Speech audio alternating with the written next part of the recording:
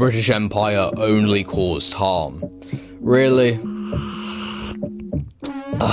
More than 60 independent countries chose to keep British legal, political and economic systems after the empire ended. If it only caused harm, they wouldn't have kept a single thing. That's fundamentally misrepresenting institutional inertia. When a colonial power leaves a nation stripped of its wealth and administrative baseline, replacing the entire civil code overnight is a luxury no newly independent, impoverished country could afford. Macaulay designed the Indian administrative and legal framework explicitly to facilitate colonial extraction and police control, not indigenous prosperity. We retain these structures out of immediate pragmatic necessity, not gratitude.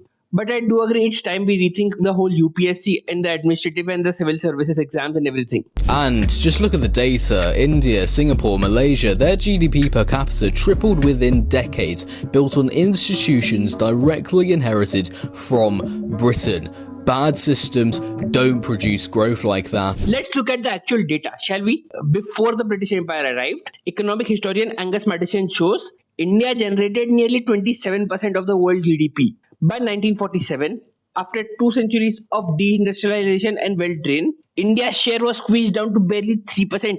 Post-1947 economic recovery was not driven by British-built foundations. It was not even Nehru or Gandhi or anyone. It happened from and after 1990s. It was the natural resurgence of an ancient civilizational economy, finally unshackled from systemic drain first and then the stupidity of socialism. And the empire didn't just walk away from slavery.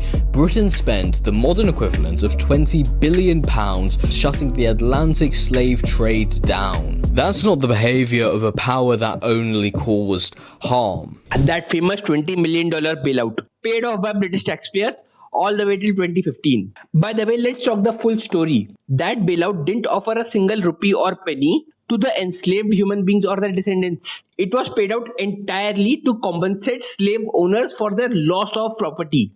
Paying off oppressors to stop an atrocity you built your entire industrial wealth on is not humanitarian benevolence. It's buying off the perpetrators. You can criticize the empire all day, but pretending that it was nothing but harm isn't history, it's just lazy.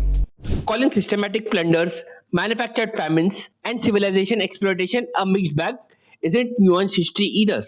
Real decolonization means our post-independence growth belongs to us, not the apparatus designed to extract it. Jai Shri Ram, Vande Mataram.